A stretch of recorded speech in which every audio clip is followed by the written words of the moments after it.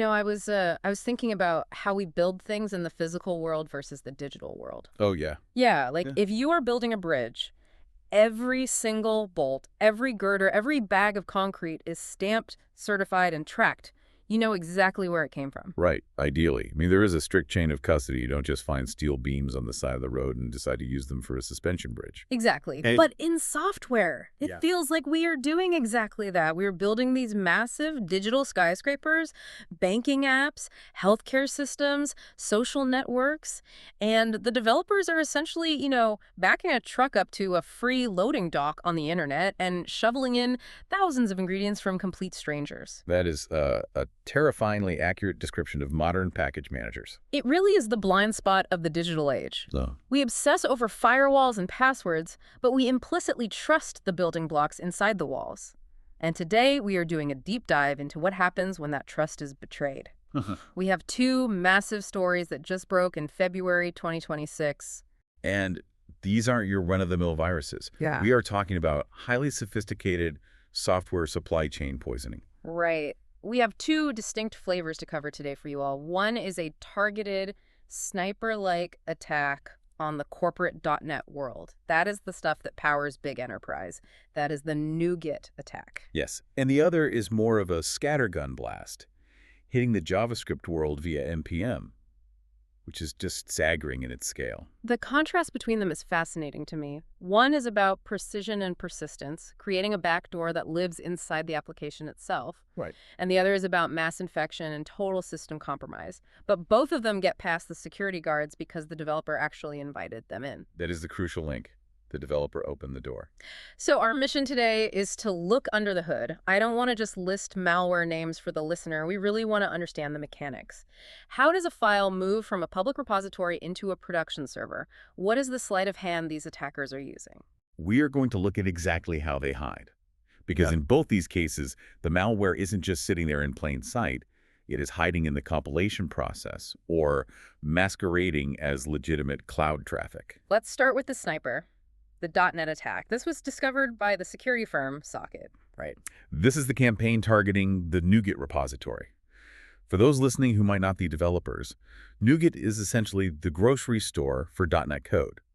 If you are building a Windows app or a corporate web service, you get your libraries there. And usually you trust what you download because Microsoft runs the store. But here we have a specific user handle we need to talk about. Hamzaza here. That is the one.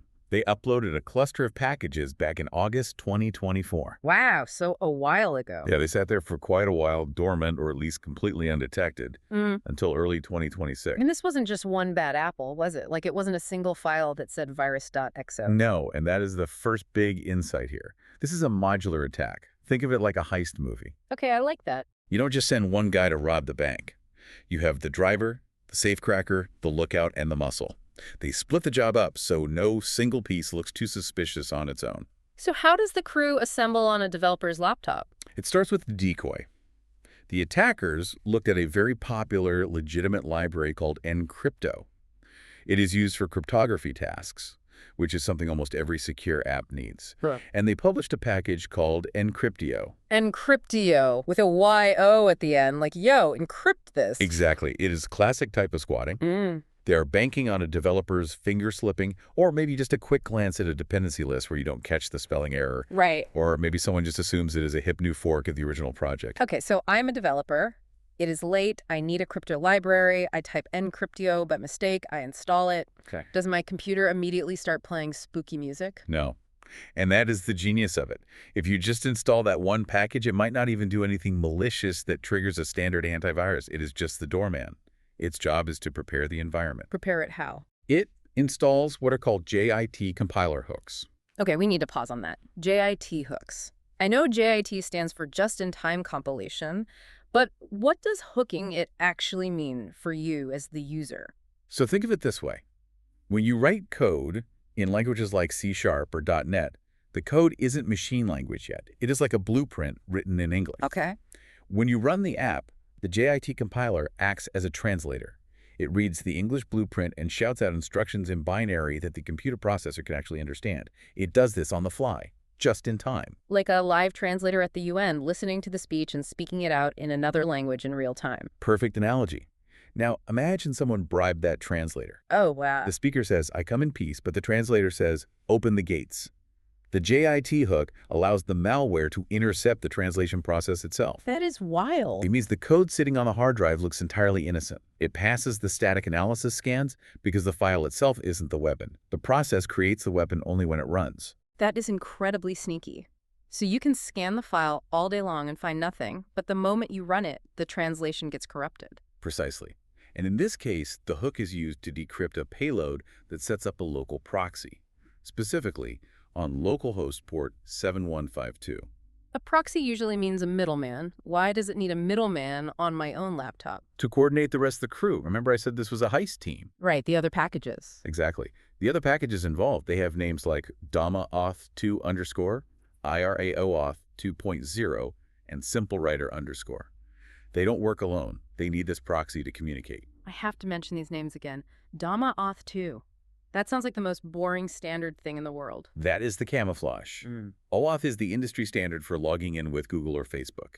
If a security auditor saw DAMA-auth 2 in a file list, they probably wouldn't blink. They would assume it is just handling user logins. So the developer installs the decoy, then maybe the project requires these other dependencies to function. Or does the decoy pull them in automatically? It is likely a mix, or the attacker hopes the developer grabs the whole suite, thinking they belong together. Once all four are present, which is the Voltron mechanism we talked about, the attack chain unlocks. And what does the robot do once it is assembled? It hunts for identity data. Be specific here, because identity data can mean a lot of things. Are we talking credit card numbers, passwords? In the context of .NET Enterprise apps, it is worse than credit cards. It is the ASP.NET identity tables. Okay. This is the structural DNA of the application's security. It includes user roles, permission mappings, security stamps, and policy definitions. So it is not just stealing the keys to the house. It is stealing the blueprints that say which key opens which door and who is allowed to go where. It is stealing the ability to make keys. And this is where the NuGet attack gets really dark. It is not just exfiltrating data. It creates a feedback loop. A feedback loop. Yes. The malicious packages send this identity data through that local proxy we mentioned out to an external command and control server, the C2. Okay, so it calls home. Right. The attackers analyze the structure of your application's users. Then, the C2 server sends back authorization rules. Whoa, it sends rules back. Yes. It can inject logic that says, see this specific user ID, treat them as an administrator, or disable the password check for this account, or grant full read and write access to the financial database for this role. So the developer is typing away, building their app, thinking the code is secure. Meanwhile, the library they downloaded is whispering to a server in Russia or wherever, and that server is rewriting the laws of the application in real time. In real time, in memory. And here's the kicker. When that developer compiles the final version of the app and ships it to the cloud to production, that logic can persist. The backdoor gets baked into the cake. Exactly. Yeah. You aren't just infecting your laptop. You are effectively poisoning the software product you are selling to your customers. That is terrifying. The C2 infrastructure remains active. The attackers can just walk into your live application 3 months later and grant themselves admin rights. That is a supply chain attack in the truest sense. It is utilizing the developer as a carrier to infect the final users. It is like a biological virus that uses a host to spread. And it is incredibly hard to detect because, from the application's perspective, it is not a hack. It is just following its own internal rules. Yeah. Rules that happen to have been forged by the attacker via that JIT hook we talked about. We also mentioned SimpleWriter underscore as part of this crew. What is that one doing? That is the brute force element. It pretends to be a PDF conversion tool, but it is actually an unconditional file writer. Meaning it just writes whatever it wants. Exactly. It allows the attacker to drop any other file they want onto the disk or run hidden processes. So while the OAuth packages are manipulating logic, SimpleWriter is leaving the window open to drag in more heavy machinery if needed. It is a full takeover. Logical compromise via the identity theft and physical file system compromise via the writer. It is, and it targets a very specific demographic, enterprise.NET developers. These are high-value targets. You don't use these tools to build a personal blog. You use them to build banking portals, insurance databases, and HR systems. Okay, so that is the sniper. Highly targeted, complex, multi-stage. Now I want to pivot to the shotgun, the attack on NPM. The chaos of the JavaScript ecosystem. This one seems, I don't know, a lot louder. Much louder. Huh. This involves a package called Ambar-SRC. It was disclosed by Tenable in mid-February 2026. And the numbers here are very different. NuGet had about 4,500 downloads over a year or so. What about Ambar SRC? Over 50,000 downloads. 50,000. Yeah, and it was only up for a couple weeks before it was removed. Less than 2 weeks. That shows you the sheer velocity of web development. JavaScript developers download everything. If a new tool promises to make a button click slightly smoother, 10,000 people will download it before lunch. It is a very fast-moving environment. How does this one get its hooks in? Is it another complex 4-part harmony like the NuGet one? No, this is blunt force trauma. It utilizes a pre-install script hook. I always hear security people groan when pre-install scripts are mentioned. Why is that even allowed? It is a feature, unfortunately. It allows a package to compile code or set up configurations immediately after downloading. Legitimate packages use it to build binaries, but for attackers, it is a free pass. So what happens? It means the moment you type npm install ambar-src and hit enter, you are infected. The malicious code in index.js runs immediately. You don't even have to use the library in your code. Nope. You don't have to import it. You don't have to run your app. The simple act of downloading it triggers the script. No further action needed. That is terrifying. It is like opening a letter and getting sick immediately without even reading it. And Ambar RERC is what we call a chameleon. It doesn't care what computer you are using. It checks your operating system and orders off a menu from a domain called x-ya.ru. A menu of destruction. Let's walk through that menu. Say I am a corporate developer on a Windows machine. If you are on Windows, it downloads a file called msinit.exe, but it doesn't just run it as a normal program. It contains encrypted shellcode that decodes itself and loads directly into your memory. Why the obsession with memory? We saw this with the JIT hooks, too. Because antivirus software scans files on the hard drive. If you live entirely in the system's memory, you are invisible to a lot of traditional security tools. It is fileless malware. It leaves no footprints in the snow because it never touches the ground. Okay. What if I am a back-end engineer running Linux servers? Then it fetches a bash script. That script grabs an ELF binary, which is the standard Linux executable format. And that binary sets up an SSH-based reverse shell. Reverse shell. That basically means remote control, right? They become the user. It means they open a tunnel from your machine back to them.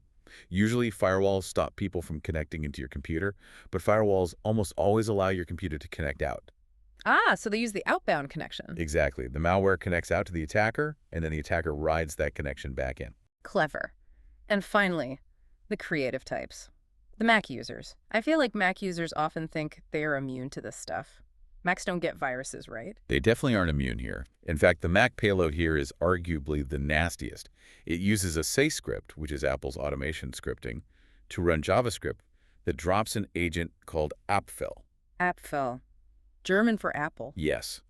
It is a JXA agent that is part of the Mythic C2 framework. Now, Mythic is actually a tool designed for red teams. Red teams being the good guys testing the network. Right, security professionals who are hired to test defenses. But attackers love using it because it is powerful, stable, and well-documented. What can appfel do to my Mac? Everything. It can steal your Chrome data, it can take screenshots of your desktop, but the most insidious part is the social engineering. It can pop up a fake password dialog box. You mean that little box that says system settings is trying to make changes? Please enter your password. Exactly that. It looks identical to the real macOS prompt. You are working, that box pops up, what do? I type my password. It is muscle memory. I probably do it 10 times a day. And boom. They have your system credentials. Now they have root access. They own the machine. They can install whatever they want, disable your security software, or lock you out entirely. So Windows, Linux, Mac, nobody is safe. But I have to ask, with 50,000 downloads, how did this not trigger every alarm bell immediately? How did they evade detection? That is the other clever part. You would expect malware to send stolen data to some sketchy IP address, right? Yeah. But Ambar, SRC, sent its data to a Yandex cloud domain. Yandex, the Russian tech giant. Right. But it is a legitimate cloud provider, just like AWS or Google Cloud. If you're a corporate firewall administrator, you can't just block all traffic to Google or Amazon or Yandex.